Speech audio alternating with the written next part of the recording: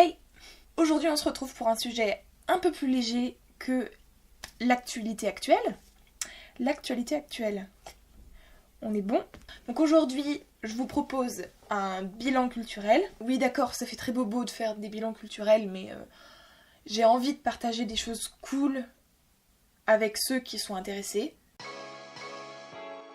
Alors, j'ai lu ce mois-ci Lettre fatale de Dambisa Moyo.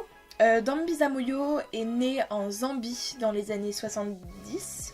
Elle a grandi en Zambie et par contre elle est diplômée du diplôme d'Oxford et d'Harvard. C'est un livre que j'avais découvert grâce à ma prof d'histoire en terminale, donc ça date et j'avais demandé ça pour mon anniversaire. Et au final je le lis seulement lors de mes 25 ans, donc du coup, vous faites le calcul, ça fait 7 ans plus tard. Bon, ok. Et à la limite, heureusement, parce que ce livre est surtout économique, et en fait, je pense pas que j'aurais eu le bagage à 18 ans pour le lire. De quoi ça parle? Ça parle de l'humanitaire, entre autres des fonds qui sont donnés à l'Afrique, donc comme aide humanitaire. Si je dois résumer ce livre en un point, c'est stop l'aide au niveau de l'argent. Voilà. Elle dit, en gros, elle explique bien plus que ce que moi je vous expliquais. Si ça vous intéresse, lisez-le tout simplement, mais que en fait cet argent il est détourné, il sert pas là où il doit servir. En gros, elle dit, donc c'est ce qu'elle dit, je répète bien, ce n'est pas ce que je pense forcément, mais c'est ce qu'elle dit. Elle dit que l'aide ne permet pas forcément le développement. Donc elle propose et elle propose et développe quelques solutions. Et c'est en ça que ce livre m'a particulièrement déçue, c'est qu'elle veut qu'on applique le système financier mondial à l'Afrique. Et du coup faire entrer l'Afrique dans le monde de la finance, au niveau du marché de la dette. Elle voudrait qu'on développe, en fait c'est que l'Afrique, et donc tous les pays qui la composent, développent plus le commerce et le partnership. Et son partenariat avec... et son partenariat avec la Chine. J'avoue, je suis une infâme gaucho, du coup je m'attendais à quelque chose de plus alternatif. Mais ça reste intéressant quand même pour apprendre plus de choses sur l'Afrique et avoir un point de vue autre au niveau de l'aide internationale.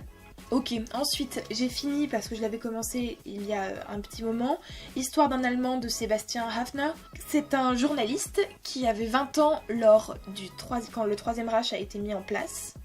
Et en fait il raconte dans ce livre du coup ses souvenirs de 1914 à 1933, qui correspondent à peu près à 1933 étant à peu près la date à laquelle il s'est exilé. Ce livre a été écrit avant la guerre, donc dans les années 30, du coup entre 35 et 39. Et en fait, j'ai beaucoup aimé.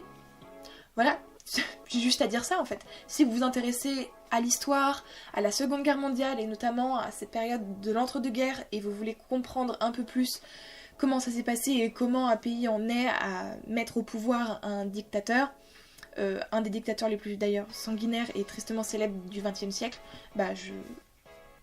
ce livre est parfait. Et en fait, malgré le fait que ça relate des événements passés il y a maintenant un siècle, c'est actuel au plus haut point. Donc voilà, je le conseille. Et pour finir, donc là on est moins dans du politique, on est vraiment dans de la littérature générale. Donc c'est un policier, donc c'est Cyanure de Camilla Läckberg. En fait, ce livre-là, c'est comme les épisodes dans les téléfilms pour Noël. Voilà, c'est pareil. Donc en fait, c'est un policier et c'est une partie de Cluedo sur une île. Ouais, je dis ça, non, c'est pas une... Les joueurs ne jouent pas au Cluedo, mais en gros, il y a un repas de famille et il y a le vieux qui... C'est un repas de famille et le grand-père en fait fait une attaque pendant le repas. Et il se trouve qu'il a pas fait une attaque, il a été empoisonné au cyanure et... Du coup, il y a une enquête qui est faite par le policier qui se trouve être là au repas de famille parce que c'est le petit copain de la petite fille du grand-père. Voilà, le monde est petit et tellement bien fait. Du coup,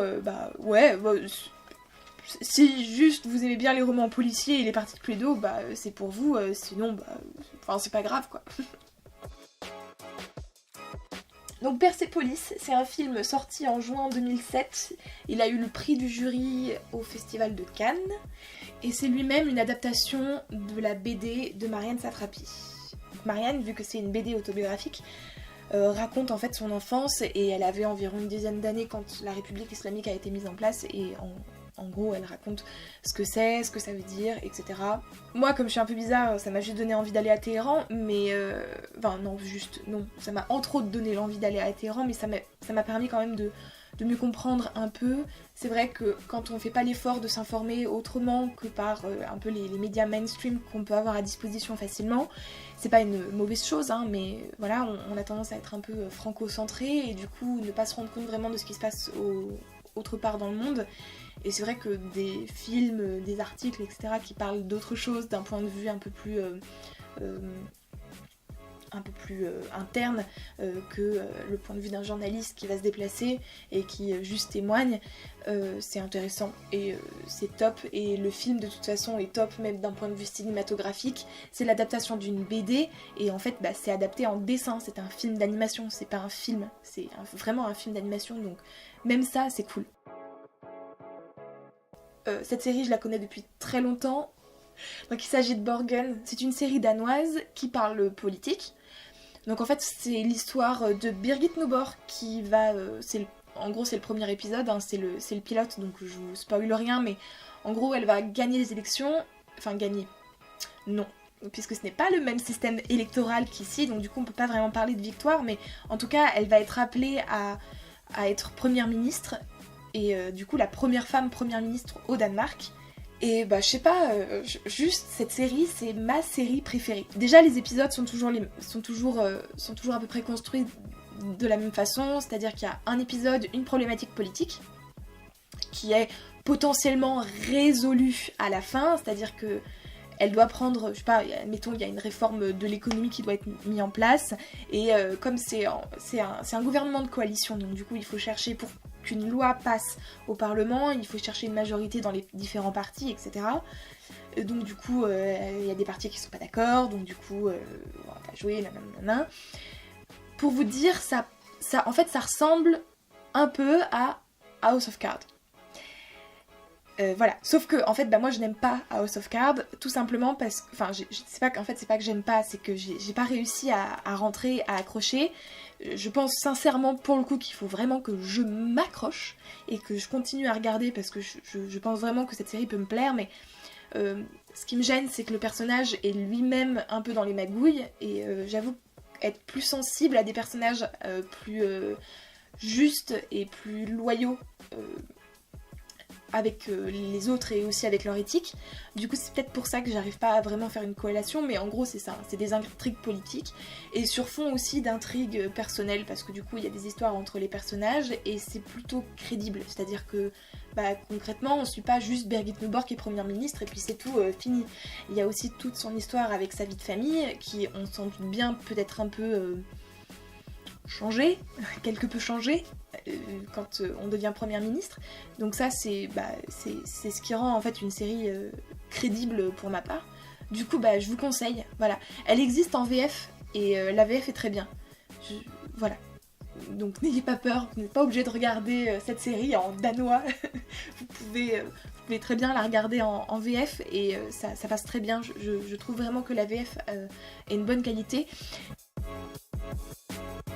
Alors, je vais pas refaire mon image de bobo intello.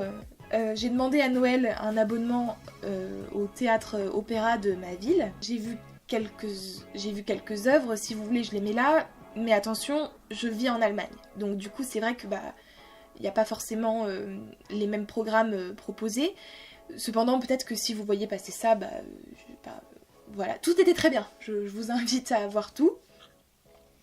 Mais à la limite, si je devais faire un focus sur quelque chose, j'aimerais parler de l'opéra Le Mariage de Figaro de Mozart. C'est un opéra, Mozart, qui a adapté la pièce de théâtre Le Mariage de Figaro de Beaumarchais, donc qui est une pièce française, et qui l'a mis en musique, et c'est devenu un opéra.